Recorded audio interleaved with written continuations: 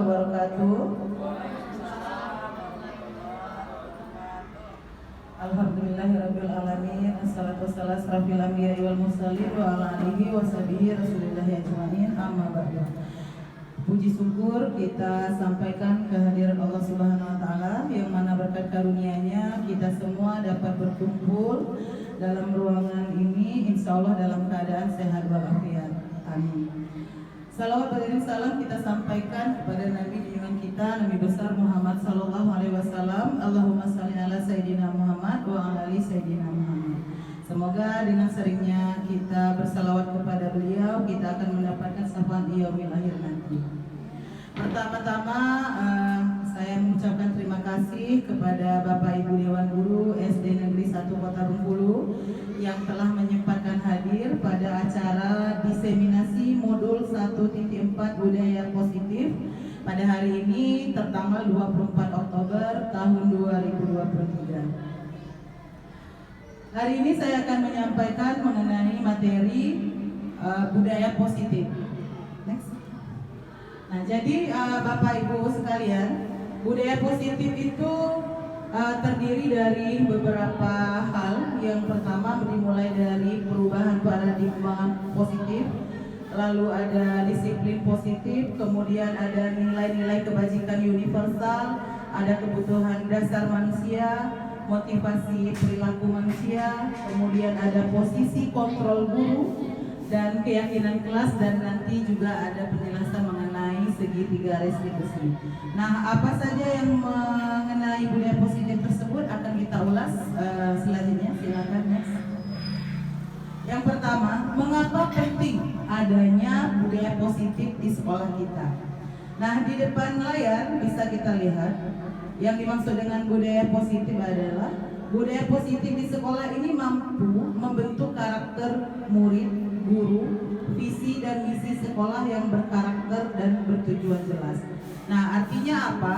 Ketika kita memiliki budaya positif di sekolah, ini akan membantu, akan mengarahkan kita membentuk karakter murid, guru, dan visi misi sekolah kita itu menjadi jelas ke depannya seperti apa. Next.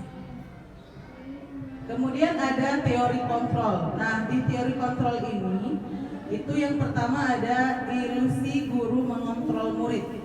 Kemudian yang kedua ada ilusi bahwa semua penguatan positif efektif dan bermanfaat. Kemudian yang ketiga, ilusi bahwa kritik dan merasa orang bersalah dapat menguatkan karakter. Kemudian yang keempat, ilusi bahwa orang dewasa memiliki hak untuk memaksa. Nah, jadi karena adanya ilusi-ilusi tersebut, maka nanti kita membutuhkan teori kontrol dalam pelaksanaan kita, terutama dalam posisi kita nanti sebagai seorang guru. Next. Yang pertama, guru mengontrol murid ya, guru mengontrol murid.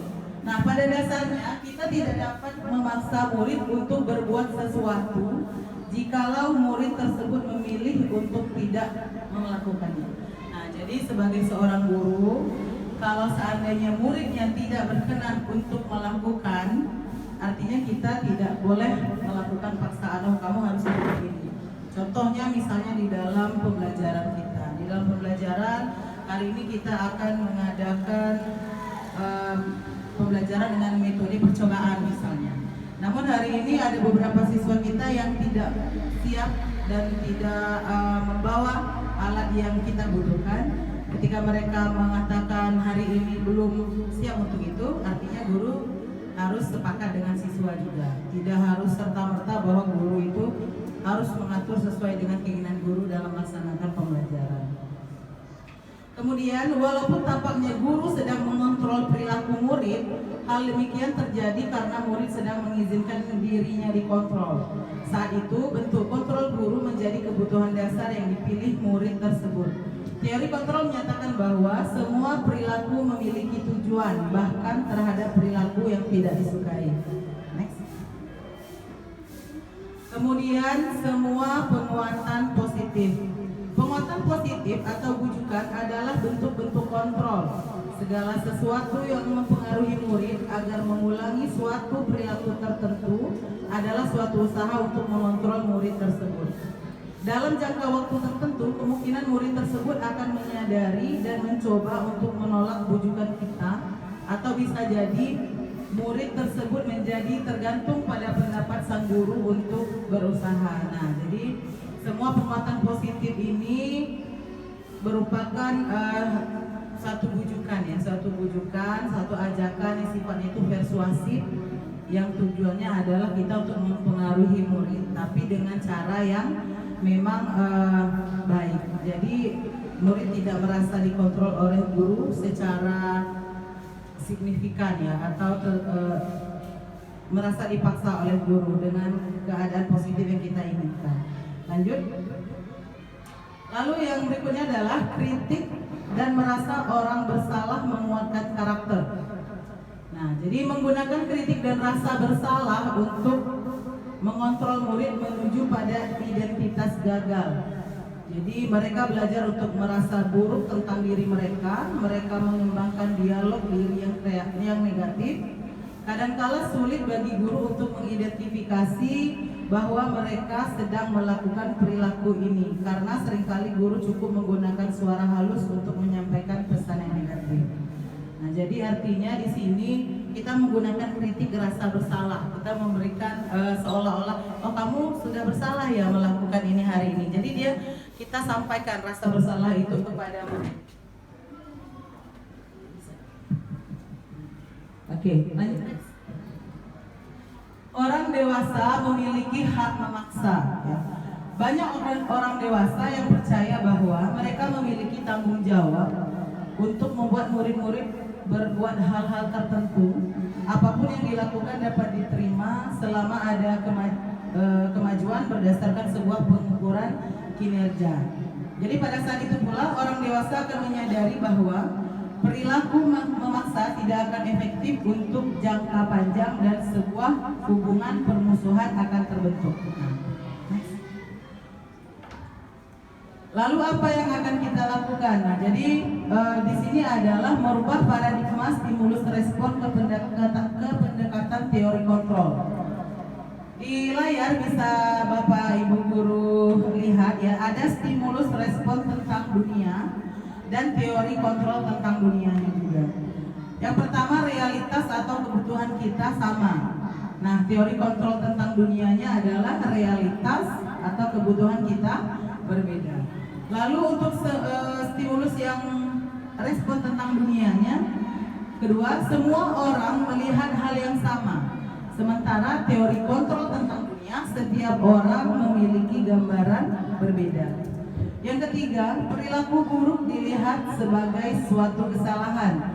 Di teori kontrol tentang dunia, semua perilaku memiliki tujuan. Lalu yang keempat, orang lain bisa mengontrol saya.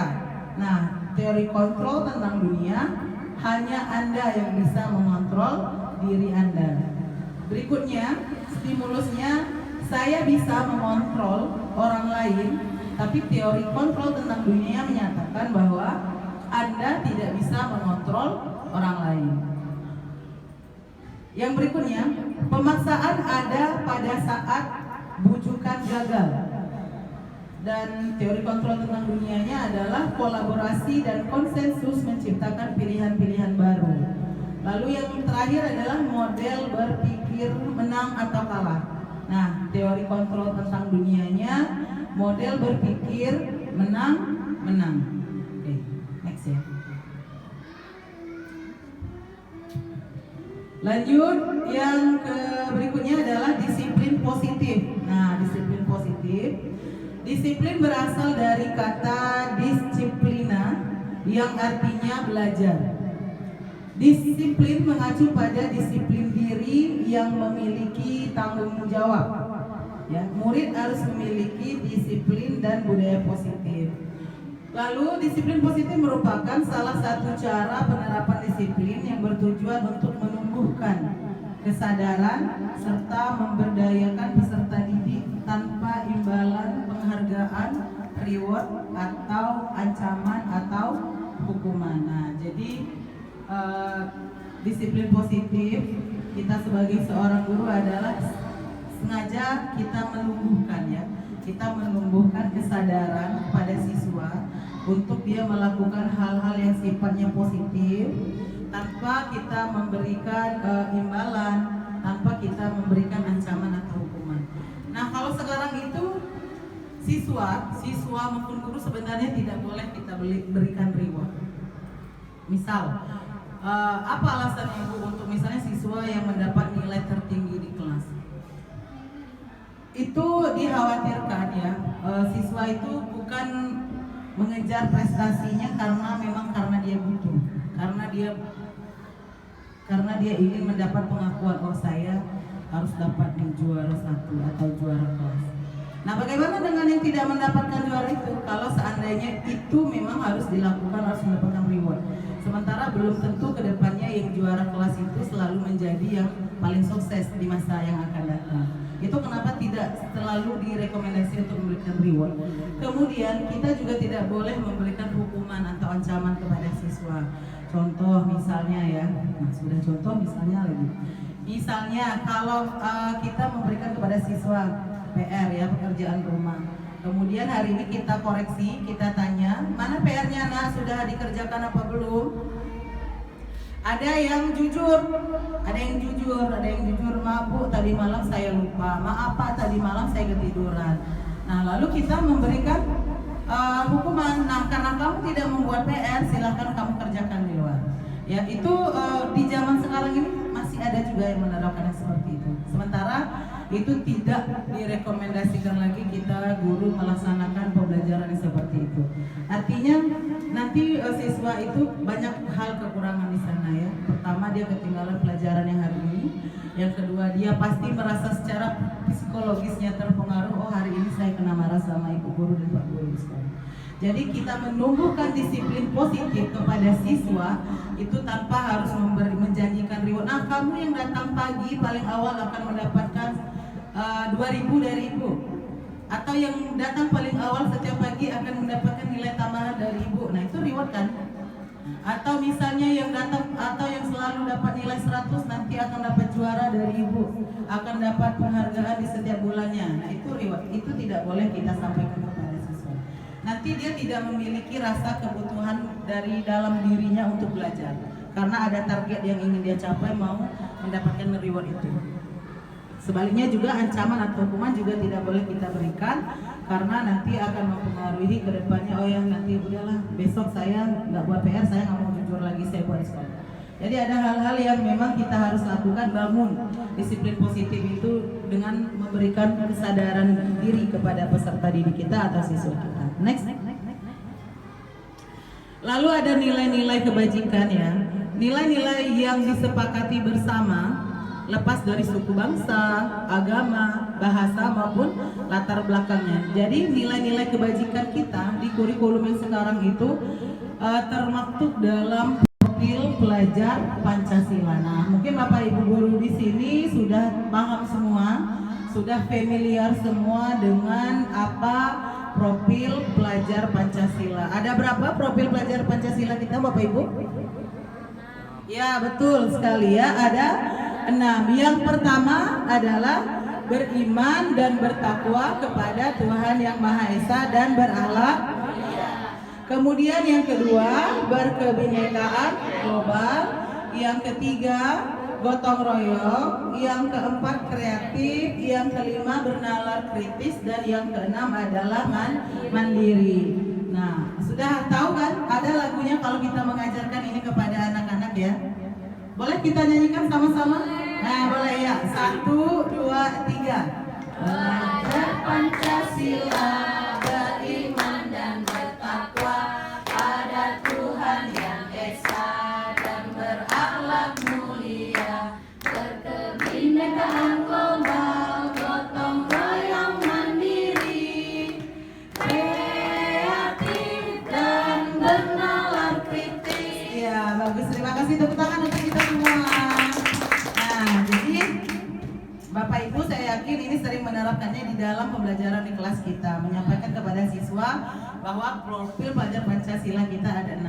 Nah, jadi Bapak Ibu, nilai-nilai kebajikan yang sudah termasuk dalam profil pelajar Pancasila yang sekarang ini merupakan tujuan dari pendidikan nasional di negara kita, ini harus kita implikasikan ya, harus kita terapkan di dalam pembelajaran kita di lapangan. Jadi bukan hanya sekedar lagu, anak-anak hafal, tapi ini lebih kepada penerapannya. Bagaimana nanti siswa ini muncul di beberapa tahun ke depan ini adalah siswa yang beriman, bertakwa, punya Tuhan, dan dia punya akhlak atau karakter.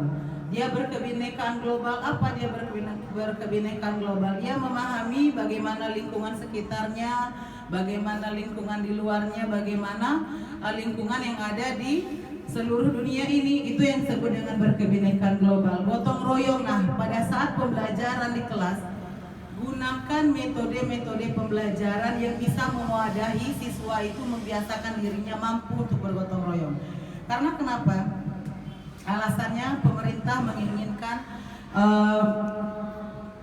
tujuan pendidikan ini adalah melahirkan salah satunya manusia yang mampu untuk bergotong royong. Kita adalah makhluk sosial yang tidak bisa hidup sendiri. Nah, siswa itu harus dibangun, apalagi kita pendidikan sekolah dasar ini harus dibangun. Mereka itu harus mampu bisa bekerja sama dengan orang lain. Nah, yang biasa kita sebut dengan istilah kolaborasi. Dalam bentuk apa? Mungkin dalam metode pembelajaran diskusi kelompok atau pendekatan pembelajaran cooperative learning. Nah, saya yakini Bapak Ibu, apalagi yang masih muda-muda, masih sangat familiar dengan pendekatan seperti itu. Lalu ada kreatif. Nah, kreatif ini juga ketika kita merancang proses pembelajaran di kelas, usahakan bagaimana proses pembelajaran itu menumbuhkan kreativitas siswa. Artinya jangan kita hanya gunakan metode ceramah. Kalau ceramah itu siswa cenderung pasif, ya, mendengarkan kita saja yang di depan. Mulai misalnya menjelaskan interaksi antar makhluk hidup. Contoh misalnya ada yang disebut dengan simbiosis mutualisme, simbiosis komensalisme, dan parasitisme. Kita jelaskan saja semua itu. Mungkin ada yang menangkap, mengingat apa yang kita jelaskan. Tapi ada juga mungkin lebih banyak yang masuk telinga kanan, keluar telinga kiri. Nah, mending kalau telinga kiri. Kalau keluarnya telinga kanan lagi nggak sempat masuk, mantul. Nah, tapi kalau misalnya kita melaksanakan pembelajarannya metodenya cukup bervariasi, mungkin kita menggunakan pendekatan kontekstual teaching learning. Nah, seperti apa itu? Kita mungkin mengajak siswa keluar ke kebun sekolah di sekitar, kita lihat yang mana sih contoh simbiosis mutualisme. Itu nanti muncul kreativitas siswa dalam belajar. Ya, itu salah satu. Kemudian bernalar kritis. Nah, bernalar kritis juga bagaimana Bapak Ibu, ya, kita semua kalau mengajar di kelas itu menerapkan pembelajaran yang mampu memberikan stimulus atau rangsangan supaya siswa itu bisa berpikir. Dan lagi-lagi kuncinya itu tidak dengan metode ceramah. Ceramah itu sangat pasif, ya, sangat pasif bagi siswa dan lebih aktif guru. Salah satu kekurangannya kalau menurut saya secara pribadi, metode ceramah itu membuat guru terlalu capek. Bayangkan kita masuk jam 7.30 sampai dengan 12.40 yang istirahatnya cuma 15 menit, satu harian menggunakan metode ceramah, semuanya kita jelaskan, kita capek, siswa tidak dapat. Itu kekurangan yang kita terapkan kalau kita melaksanakan itu. Apalagi bernalar kritis tidak muncul di sana. Kalau kita mau membiasakan siswa itu bisa bernalar kritis, gunakan metode-metode yang memang supaya mereka berpikir. Ada lembar kerja yang harus mereka kerjakan, misalnya melaksanakan percobaan. Di situ kita buat LKPD, lembar kerja peserta didik. Nah, di situ nanti ada petunjuk yang harus mereka kerjakan. Guru memfasilitasi. Guru tidak terlalu habis energi untuk menjelaskan, tapi membimbing siswa bagaimana mereka menemukan tujuan dari pembelajaran pada hari itu. Lalu mandiri. Nah, mandiri ini penting sekali karena suatu saat nanti mereka akan tumbuh besar menjadi generasi penerus bangsa berikutnya. Mandiri ini memang harus kita biasakan dari kecil.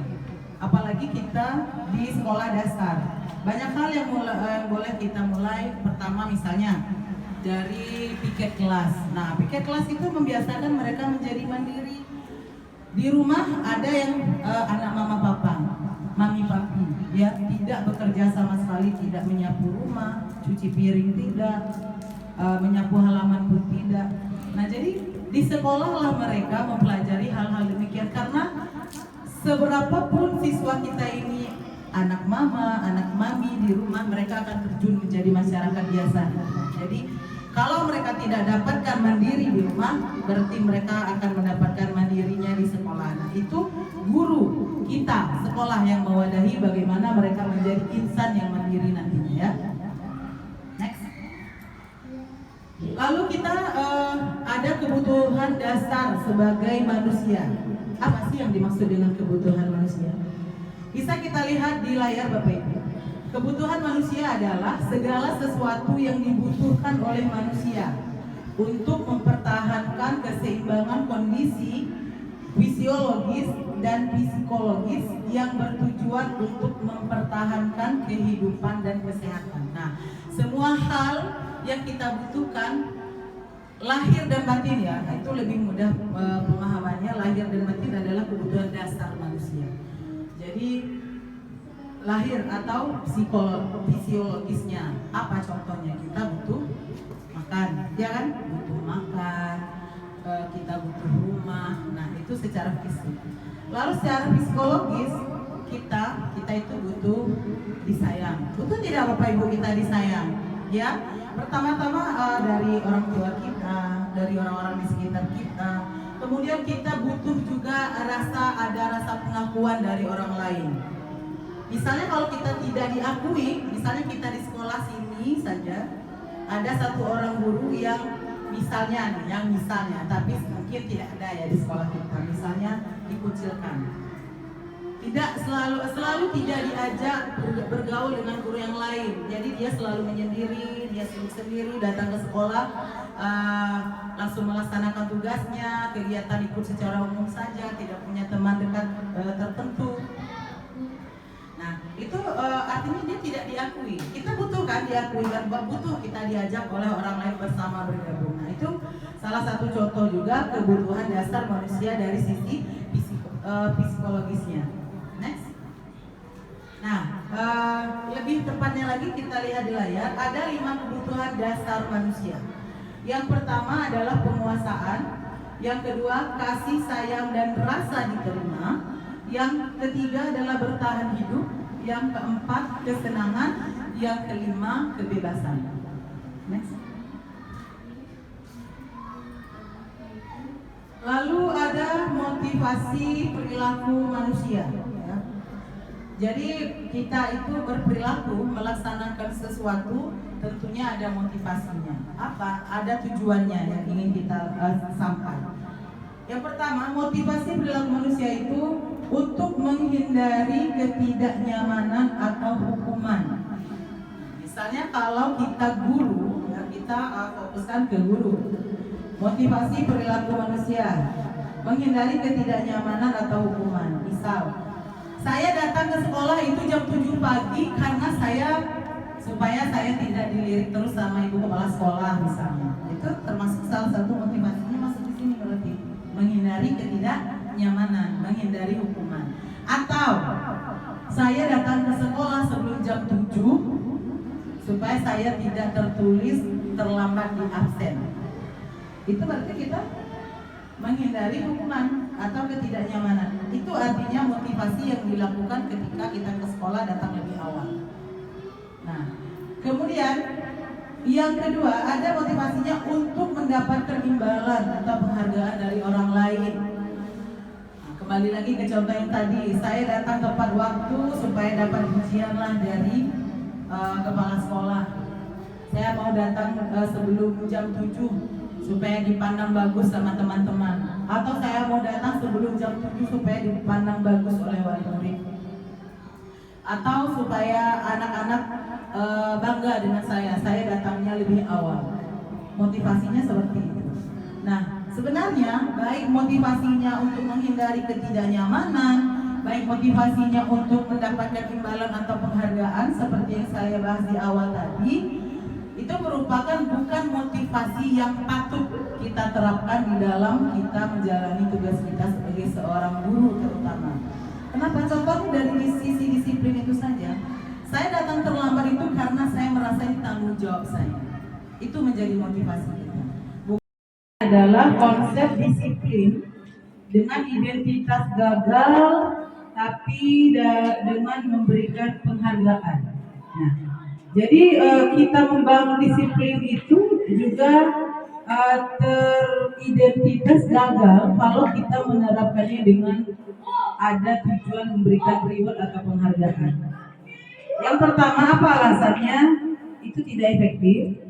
Kemudian yang kedua, bisa merusak hubungan atau sifat iri. Nah, jadi kalau misalnya ketika siswa yang datang lebih awal atau siswa yang selalu mendapatkan nilai tinggi di kelas kita sering memberikan penghargaan, itu akan memberikan efek ada merusak hubungan di antara siswa yang lainnya. Muncul sifat iri di antara siswa yang lainnya. Wah, si Andi ini terus-terusan dapat penghargaan dari guru, selalu dapat pujian, sementara kita tidak pernah dapat. Nah, lama-kelamaan akan muncul hal seperti itu. Itulah sebabnya kita jangan membangun disiplin positif dengan memberikan penghargaan. Yang kedua, yang ketiga, itu bisa mematikan kreativitas. Nah, dengan selalu memberikan penghargaan, ya kita akan mematikan kreativitas di siswa yang lain. Karena tadi kita selalu memuji satu siswa saja, kita belum tahu ternyata ada siswa yang lain yang juga punya kreativitas. Tapi karena dia merasa sudah minder duluan, kan bukan saya yang sering dipuji sama ibu guru. Sudahlah, saya diam saja. Nah, itu juga menjadi efek gagalnya konsep disiplin kalau kita menerapkan dengan tujuan adanya penghargaan. Kemudian menghukum dengan sistem ranking. Nah, jadi di dalam kelas itu kita tidak lagi menggunakan sistem ranking. Dimulai dari kurikulum 2013 itu tidak lagi dimunculkan setiap bagi rapor itu ada ranking 1, ranking 2, ranking 3 dan seterusnya. Itu termasuk dari kita membangun disiplin belajar dengan memberikan penghargaan. Kalau zaman saya dulu itu masih sangat kental dengan ranking. Kalau tidak dapat ranking, nah itu jadi beban juga bagi sudah ranking. Nah, bagi saya seperti itu kalau zaman dulu ya. Semester ini dapat ranking 1. Semester depan itu harus punya lagi rasa tanggung jawab, saya harus ranking 1 lagi. Nah, kemudian sistem ranking ini termasuk kurang memberikan efek yang bagus ya. Jadi satu, kalau bagi siswa yang ranking dia merasa dialah yang paling bagus di kelas itu. Atau guru juga selalu merasa fokus dengan si Andi yang ranking 1 terus. Sementara konsepnya setiap kita manusia itu memiliki kelebihan dan kekurangan masing-masing. Nah, di dalam teori kecerdasan kita itu manusia punya 8 kecerdasan. Ada kecerdasan linguistik, ada kecerdasan matematik, ada kecerdasan kinestetik, ada kecerdasan seni, ya. Jadi ada 8 kecerdasan. Masing-masing kita itu punya yang dominan. Misal saya dominan di matematika misalnya, ya. Nah, kemudian Ibu Yepi dia dominan di linguistik misalnya. Ada juga yang Ibu Angel misalnya dia di seni. Jadi berpakaian itu selalu rapi, selalu matching, selalu bagus. Itu kan termasuk kecerdasan juga. Ada orang yang dia pintar, matematikanya bagus. Jadi kecerdasan matematiknya bagus dia. Tapi kita lihat dari cara berpakaiannya, tabrak-tabrak warnanya. Ya, yang roknya warnanya hitam, yang bajunya warnanya motif-motif misalnya, terus jilbabnya juga pakai yang motif-motif juga, kan kurang nyambung ya kalau kita lihat. Bisa jadi dia memang kecerdasan dia di bidang seni itu kurang dalam hal seperti itu, tapi dia di matematikanya dia bagus. Nah, begitu juga dengan anak didik kita di kelas. Ada anak yang bagus betul matematikanya, dia cepat nangkap ketika kita membelajarkan itu. Ada yang ketika belajar bahasa, buat puisi bagus sekali kata-katanya. Nah, kemudian atau misalnya ketika dia olahraga, oh pintar sekali dia renang. Artinya bakatnya punya khusus kan. Itulah kenapa tidak lagi kita prioritaskan anak itu di ranking. Karena ranking satu itu belum tentu dia punya skill, belum tentu dia punya keahlian. Dia cuma bisa di atas kertas menjawab soal. Tapi ketika dia diberi satu hal keterampilan disuruh mengerjakan, bisa jadi dia nol. Sementara untuk terjun di masyarakat ya, artinya ketika sudah jadi bagian dari masyarakat, kapan siswa kita ini menjadi bagian dari masyarakat? Minimal sudah tamat di sekolah menengah atas SMA. Selesai SMA, mereka akan bergaul, terjun sebagai masyarakat. Kalau di sekolah hanya memfokuskan ranking 1, ranking 2, ranking 3, tidak punya dia kecerdasan yang lain, seperti tadi yang dinilai kebajikan yang lain di sekolah ini, di profil pelajar Pancasila, bergaul dengan orang tidak bisa, kerjasama tidak bisa, ya itu kan termasuk gotong royong tuh. Kemudian berpikir kritis juga tidak bisa, mandiri juga tidak bisa, kemana-mana tidak bisa sendiri. Urusan misalnya eh, di karena kita itu lain ya, kalau kita orang yang sudah di masyarakat itu, yang orang yang sekolah itu dianggap harus bisa hal-hal yang hal-hal sifatnya tidak kita dapatkan di bangku sekolah kadang-kadang. Nah, berurusan dengan kantor di eh, kepolisian misalnya, mungkin mengurus SIM atau SKCK atau ke kantor camat, itu jarang ditanya dulu tuh. Nggak mungkin ditanya apa yang dimaksud dengan simbiosis mutualisme, jawab dulu baru kita buatkan KTP. Tidak pernah kita temukan seperti itu di lapangan. Nah, itu makanya kita itu tidak difokuskan lagi kepada siswa, juga harus ranking yang di atas kertas itu tidak perlu lagi. Bagaimana kita mengembangkan potensi siswa itu mandiri, kemudian dia bisa bergotong royong, kolaborasi, dan kita bisa membantu siswa itu mengembangkan potensi yang ada pada dirinya itu sesuai dengan apa yang dia punya. Jadi kalau Ki Hajar Dewantara itu Bapak Ibu, siapa Ki Hajar Dewantara? Ada yang masih ingat? Siapa? Pak Charles. Siapa Ki Hajar Dewantara Pak Charles? Ayo Pak Charles. Ada yang tahu nggak Ki Hajar Dewantara? Pak Saka. Ayo Pak Saka. Iya betul ya, jangan ragu-ragu, jangan ragu-ragu. Kita guru, nanti ditanya sama siswa, Bu, siapa bapak ini Bu? Misalnya kita tempel nih sama foto-foto pahlawan, ada bacanya KHD, Ki Hajar Dewantara. Ditanya sama siswa kita, Bu, siapa ini? Siapa ini Pak? Harus kita jawab ya, jawab dengan lantang, dengan yakin. Adalah Bapak Pendidikan Nasional Indonesia. Nah, tahun apa? Lahir tanggal berapa? Bapak KHD, Bapak Ki Hajar Dewantara lahir tanggal berapa? Ada yang tahu? Jawab di tangan. Iya, bagus ya. Tanggal 2 Mei, jangan ragu-ragu jawabnya 2 Mei. Lalu 2 Mei diperingati hari apa? Ya, ya. Bapak Ki Hajar Dewantara itu lahir pada tanggal 2 Mei. Rasanya kalau tahunnya 1908 ya dia. Ya betul kan? Jadi 2 Mei, karena beliau ini dijadikan sebagai Bapak Pendidikan Nasional Indonesia, maka tanggal kelahirannya kita abadikan sebagai memperingati Hari Pendidikan Nasional setiap tanggal 2 Mei. Itu sejarahnya. Hal-hal yang seperti itu harus Bapak, Ibu, guru tahu. Minimal tahu. Nanti kalau ditanya siswa kita nggak tahu, malu. Jadi guru itu harus serba tahu, minimal yang umum-umumnya gitu ya. Pacar les itu tahu sebenarnya, cuman lu lupa.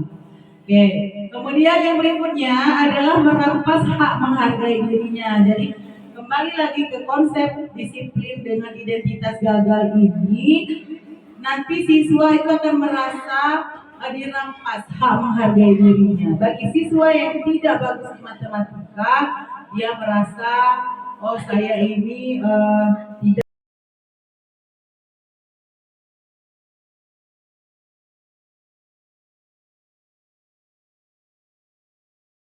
Kita ajak mereka itu berbicara dengan kita dari hati ke hati. Nah, nanti ditanya, nah kenapa hari ini mengantuk di kelas? Dengarkan dulu apa masalahnya. Jangan tiba-tiba lihat anak atau siswa mengantuk di kelas, kita langsung marah-marah. Itu ya pacar les ya. Tanya dulu pacar les, dipanggil misalnya. Sini dulu nak, apa kabarnya hari ini? Nah, itu ditanya.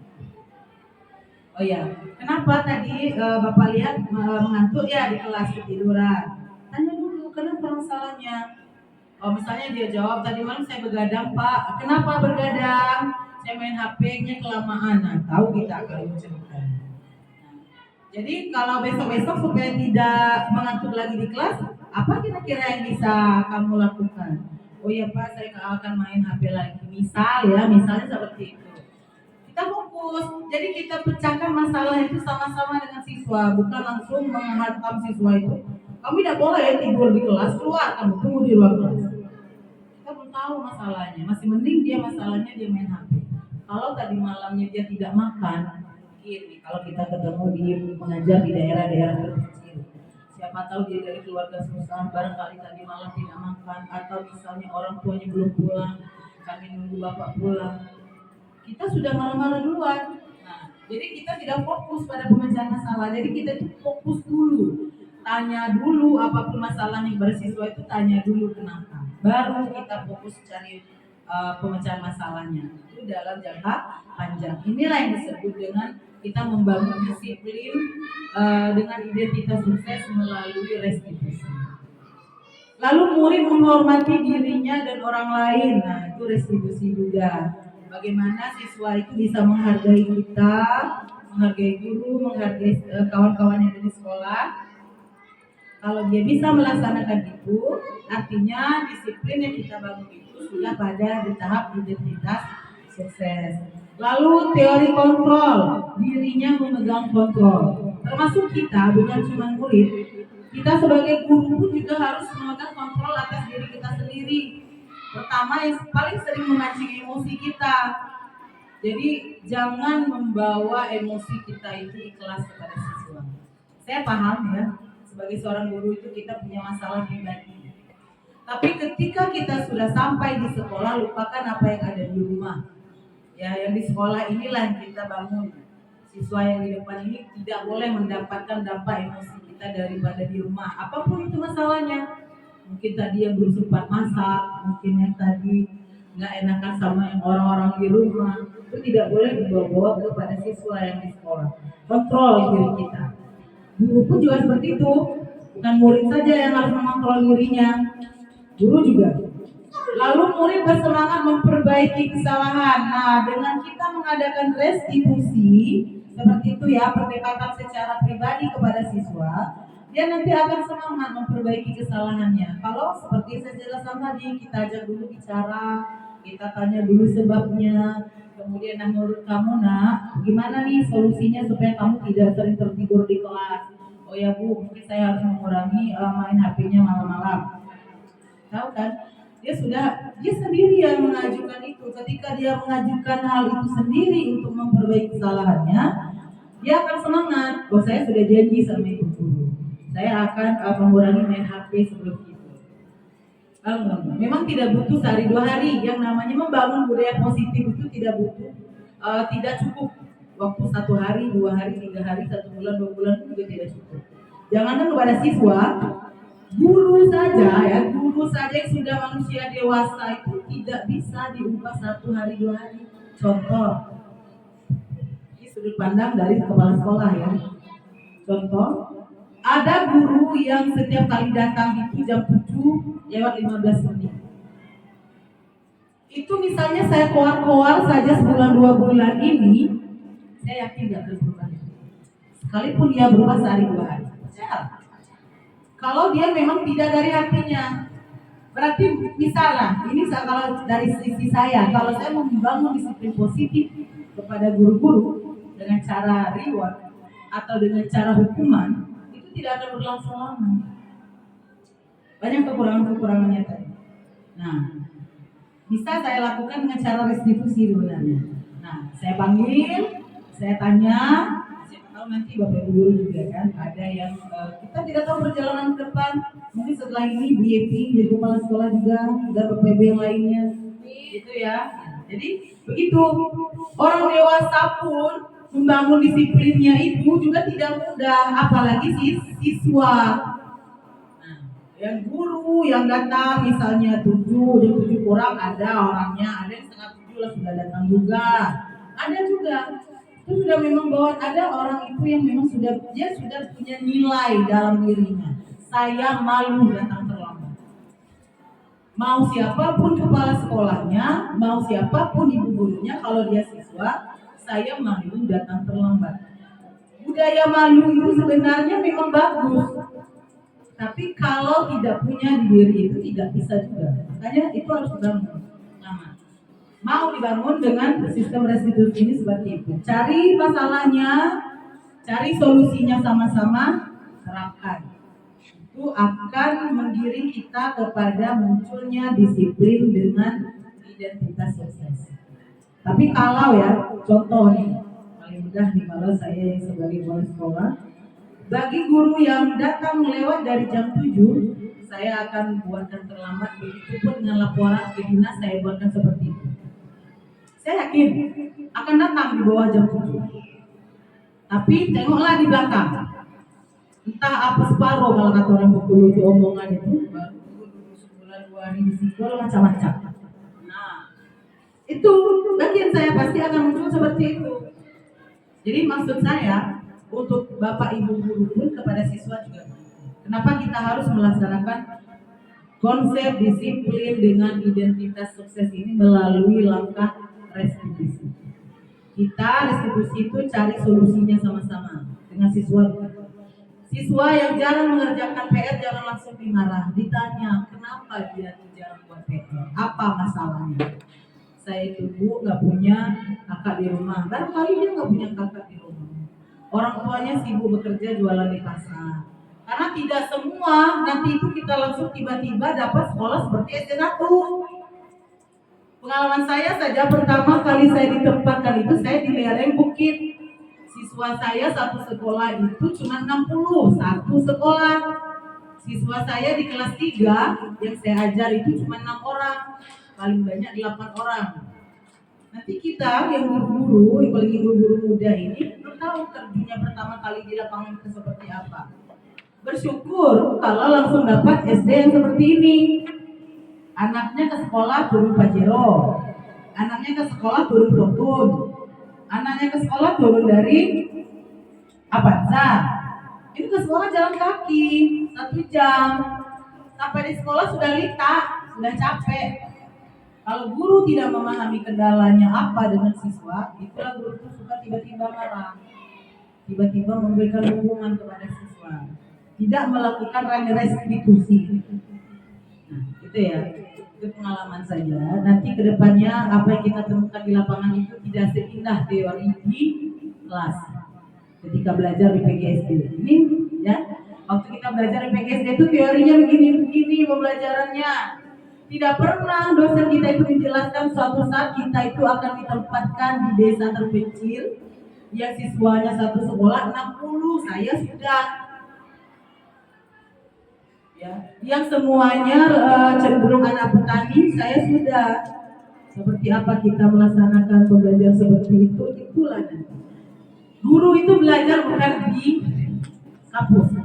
Pada saat sudah terjun di lapangan, itulah mulai dari pertama kita belajar menjadi guru. Semuanya muncul di situ. Bagaimana menghadapi siswa, bagaimana menghadapi guru, rekan sejawat, teman kerja. Semuanya itu muncul di situ ya, lengkap, paketnya lengkap. Ada yang harus mengembangkan secara sosial dengan guru-guru. Gimana ya saya bergaul dengan bapak ibu guru di sini? Bagaimana dengan siswa yang notabene anak-anak petani juga di sini? Siswanya cuma sedikit. Bagaimana saya bisa di sini berdiri? Itu yang muncul, jarang itu ada di kampus. Saya sampai S2 pun juga tidak menemukan teori yang seperti itu. Jadi perlu kita bangun diri kita menjadi seorang guru itu dengan cara-cara yang terbaik kita membangun konsep disiplin. Oke, lanjut. Konsep disiplin, pendekatan restitusi, sebuah cara menanamkan disiplin positif pada murid. Nah, ini lebih mudah dibaca ya kalau tadi saya jelaskan secara contohnya di layar, silakan Bapak Ibu lihat. Kalau saya itu termasuk gaya belajar audiovisual. Selain mendengarkan, saya butuh untuk melihat. Jadi misalnya ada yang membaca, ada yang dibaca, itu saya lebih suka. Pengertian restitusi, proses menciptakan kondisi bagi murid untuk memperbaiki kesalahan mereka sehingga mereka bisa kembali pada kelompok mereka dengan karakter yang lebih kuat. Ini disampaikan oleh dosen tahun 2004. Itu pengertian restitusi. Jadi memperbaiki kesalahan mereka sehingga mereka kembali pada kelompok mereka atau dengan karakter mereka yang sebenarnya. Oke ya, jadi mengembalikan kondisi atau menciptakan atau memperbaiki keadaan yang lebih baik. Itu restitusi. Lalu kita bisa lihat di sebelahnya apa sih ciri-ciri restitusi? Ciri-ciri restitusi itu yang pertama bukan untuk menebus kesalahan, namun belajar dari kesalahan. Nah, jadi ketika kita melaksanakan restitusi, jangan sampai memberikan kesan kepada siswa dia harus menebus kesalahan yang sudah dia lakukan. Tetapi kita harus memberikan dia kondisi bagaimana dia belajar dari kesalahan itu. Kemudian yang kedua, ciri-cirinya memperbaiki hubungan. Nah, jangan malah merusak hubungan. Kita memperbaiki disiplin itu, marah-marah kepada guru. Misalnya nih, dari sisi kepala sekolah, tiba-tiba marah-marah. Nah, itu pasti akan merusak hubungan. Keluar dari ruangan saya, pasti ngedumel sama Ibu Yepi, ngomel, besok lah tersebar satu sekolah. Kira-kira begitu, siswa pun seperti itu. Ya. Kemudian yang ketiga, tawaran, bukan paksaan. Jadi ketika kita menghadapi masalah dengan siswa, contohnya tadi ini biar mudah, yang mengantuk tadi di kelas, kita tawarkan, menurut kamu apa nak solusinya yang bagus supaya kamu tidak mengantuk lagi di kelas? Kita menawarkan kan kepada dia yang menentukan. Karena konsepnya kalau dia sudah memilih, dia yang akan mempertanggungjawabkan itu. Lalu yang berikutnya ciri-ciri restitusi. Restitusi menuntun untuk melihat ke dalam diri. Nah, jadi kalau kita melakukan restitusi itu, kita itu dengan cara kita pendekatan kepada siswa, kemudian kita melakukan tanya jawab, itu sebenarnya kita ingin siswa itu melihat dirinya lebih dalam lagi, apa yang terjadi dengan dirinya. Kalau siswa itu kan mungkin belum bisa dia memahami, bahkan orang dewasa pun belum tentu bisa memahami dirinya itu sendiri seperti apa. Nah, dengan kita melaksanakan restitusi, nanti siswa itu bisa melihat dirinya sendiri. Oh, ternyata saya salah.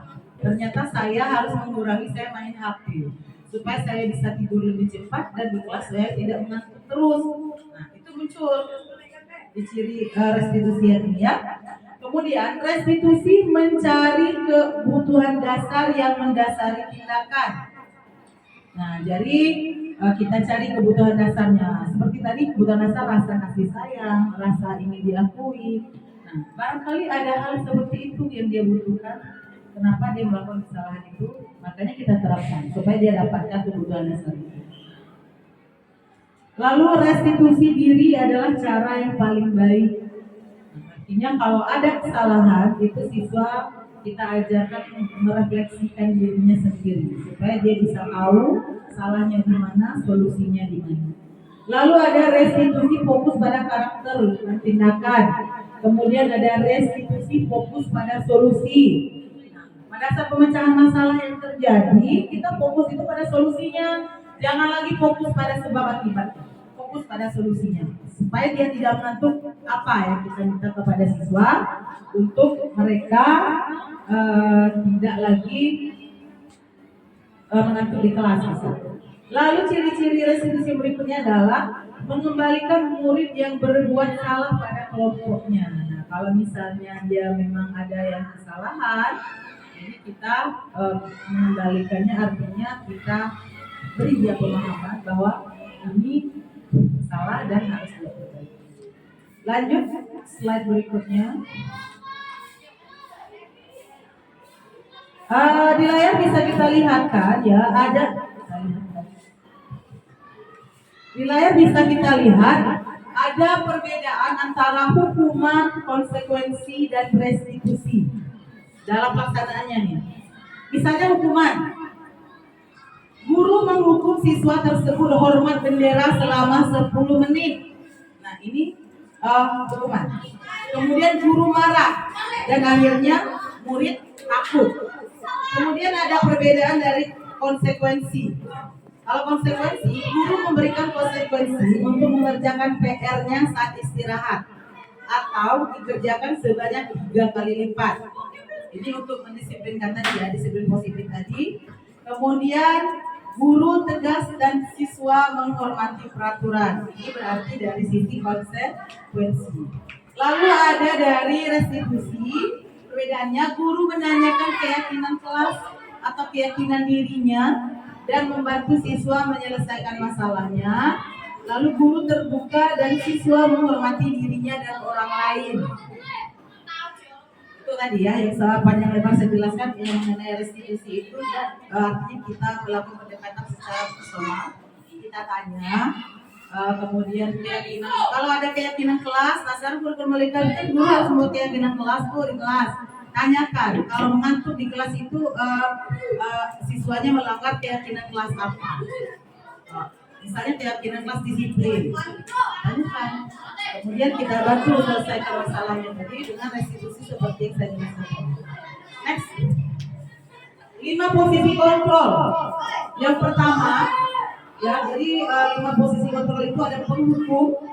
Nah, nanti coba reka-reka saya ini termasuk posisi kontrol yang seperti apa di kita tadi. Apakah saya di posisi kontrol sebagai penghukum? Apakah sebagai pembuat rasa bersalah? Apakah posisi kontrol saya itu sebagai teman? Apakah posisi kontrol saya sebagai pemantau? Apakah saya berada di posisi kontrol sebagai manajer? Kenapa bisa manajer? Manajer? Silakan manajer, menjelaskan manajer. Kenapa bisa sebagai manajer?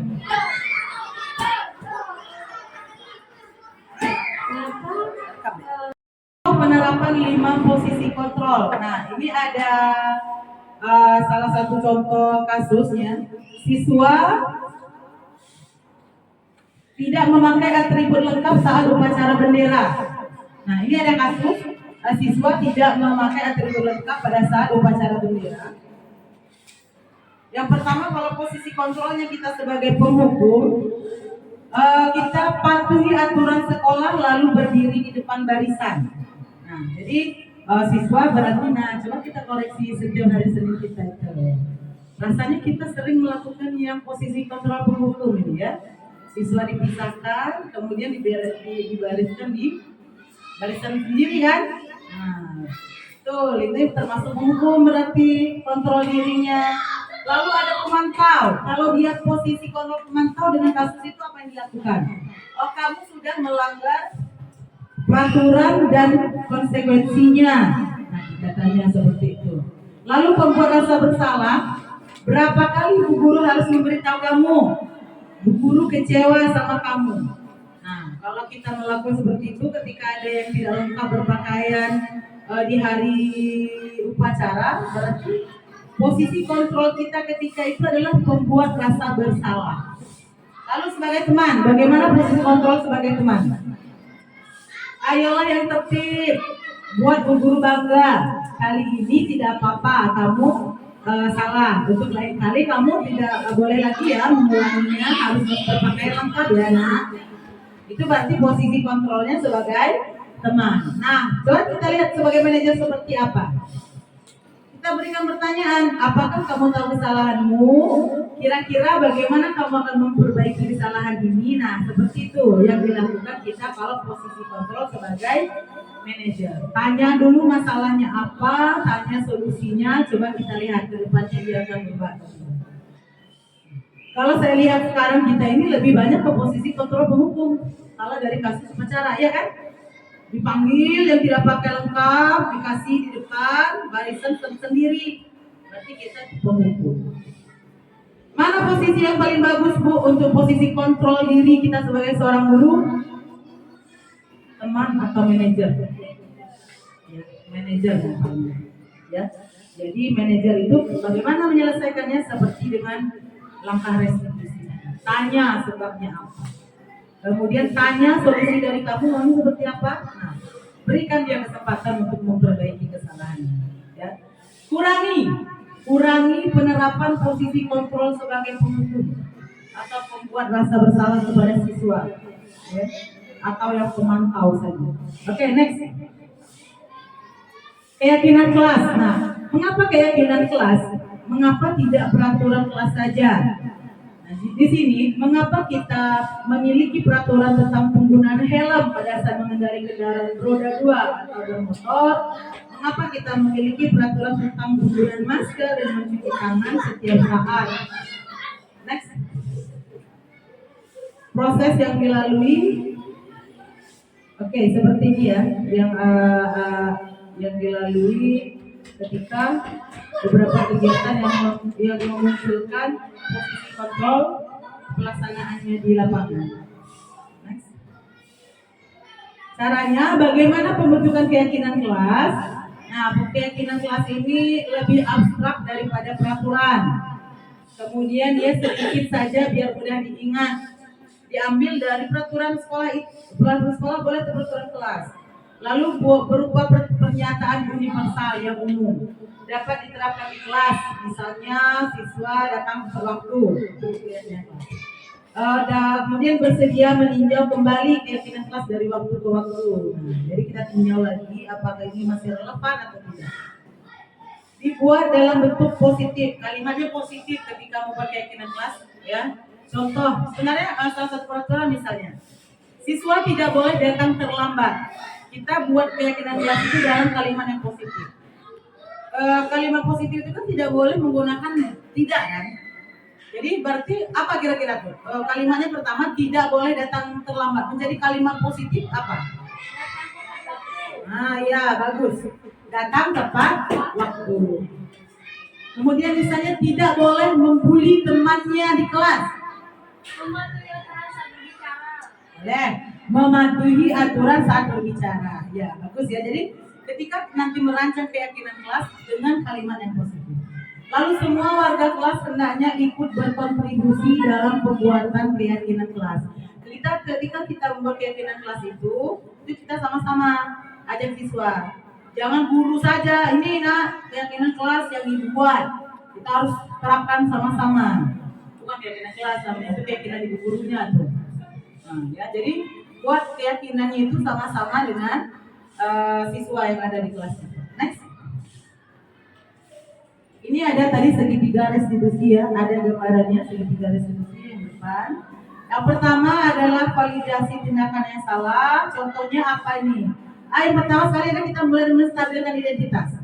Nah, jadi menstabilkan identitas, kita panggil dulu siswanya, kemudian kita tanya apa yang terjadi, baru kita beri dia apa ya? Kita stabilkan dulu kondisinya. Buat dia merasa nyaman dengan kita suruh untuk berbicara apa yang akan kita bahas. Nah, lalu baru kita memvalidasi tindakan yang salah. Apa yang kita lakukan di validasi tindakan yang salah ini? Misalnya, kamu tentu punya alasan kenapa kamu melakukan itu. Misalnya tadi si Ani dan Budi ini bertengkar. Si Ani memukul si Budi. Kemudian ditanya, kenapa Ani memukul Budi? Kita tanya seperti itu. Kemudian dijawab kan, mungkin kita tanya lagi, adakah cara yang lebih baik walaupun kamu marah dengan budi tapi dengan tidak memukulnya, misalnya kita tanya begitu kepada siswa. Itu namanya validasi tindakan yang salah. Lalu kita menanyakan keyakinan. Nah, di sini baru kita tanyakan keyakinan kelas apa yang sudah dia langgar dengan melakukan hal tersebut. Misalnya tadi dia termasuk di membuli tadi kan, termasuk tidak menghormati temannya yang ada di kelas. Nah, nanti dia melanggar poin yang ketiga misalnya. Lalu kamu inginnya seperti apa setelah kejadian ini? Oh ya Bu, saya minta maaf, saya tidak akan mengulanginya lagi untuk lain kali. Ketemu kan dengan cara kita melaksanakan segitiga restitusi seperti ini. Oke, silakan next. Dari pernyataan yang sudah saya jelaskan dari awal sampai akhir, apakah ada Bapak Ibu yang ingin bertanya? Silakan, ada yang mau bertanya? Ya, Ibu Angel. Baik, assalamualaikum warahmatullahi wabarakatuh. Waalaikumsalam warahmatullahi wabarakatuh. Saya Ibu Angel dari Walitas 2B. Ini dari saya beberapa tahun mengajar. Ada hal yang agak sulit ditanamkan kepada diri siswa dan siswi, yaitu mengenai kejujuran. Bagaimana sih cara kita untuk membuat orang itu jujur dalam berbicara? Baik, terima kasih pertanyaannya dari Ibu Angel. Ya. Ada dari forum yang mencoba menjawab kira-kira seperti apa? Kalau ada siswa kita yang susah kejujuran, ada yang mau menanggapi? Tidak ada? Nah, langsung saja ya. Nah, jadi kalau misalnya ada kasus seperti itu, Ibu Angel, dari coba kita kembali ke tadi segitiga restitusi itu. Nah, ini kalau misalnya berlaku, artinya ini secara universal di kelas, ini rasanya juga harus mungkin tidak semuanya. Misalnya kita ada merujuk ke beberapa orang siswa yang kelihatannya kurang jujur kepada kita. Nah, itu tadi kita melakukan segitiga restitusi, melakukan pendekatan kepada siswa. Kita tanya pertama kita lakukan langkah menstabilkan identitas. Kita panggil dulu siswanya berdua. Rasanya jangan di depan orang-orang banyak, jangan di depan teman-temannya yang lain. Jadi kita berdua saja, kita ambil waktu khusus. Karena kebetulan kalau kita guru SD itu tidak punya guru BK. Guru BK SD itu adalah wali kelas itu sendiri. Jadi panggil, kita tanya apa masalahnya. Mungkin kita tidak tahu juga kejujuran yang Ibu Angel maksudnya seperti apa. Barangkali dia tidak jujur buat PR, misalnya dia dikerjakan sama orang tuanya, tapi dia bilang dia sendiri. Mungkin dalam bentuk hal seperti itu ya. Jadi bisa ditanya kenapa alasannya, kenapa masalahnya, lalu kita validasi tindakan yang salah, kemudian kita tanya kenapa dia melakukan seperti itu. Kita dengarkan dulu apa masalahnya, barangkali misalnya, karena jujur ini banyak sifatnya. Ada yang jujur dari sisi mungkin rasanya kalau yang mencuri tidak, mungkin hal jujur seperti itu yang ketika dia berbuat salah tidak mau. Jadi lakukan segitiga restitusi ini, kemudian tanya dengan dia keyakinan kelas apa yang dia langgar, lalu tanya kamu maunya jadinya seperti apa. Nah, kalau kamu mau jadinya seperti ini, berarti kamu tidak boleh lagi melakukan kesalahan yang sama.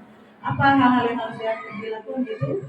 Berusaha setiap kalinya apapun yang terjadi berkatalah yang jujur. Nah, jadi salah satu yang bisa dilakukan adalah dengan segitiga restitusi ini tadi saja. Baik, terima kasih. Coba next.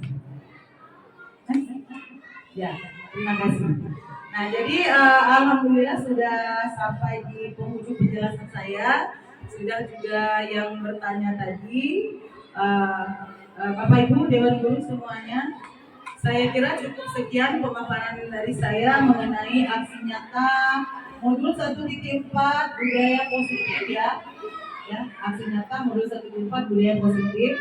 Nah, semoga apa yang saya sampaikan itu memberikan manfaat kepada kita semuanya dan bisa diterapkan untuk kita masing-masing ke depannya dalam melaksanakan tugas kita sebagai seorang guru. Terima kasih, lebih dan kurang saya mohon maaf. Saya akhiri, wabillahi taufiq wal hidayah. Wassalamualaikum warahmatullahi wabarakatuh.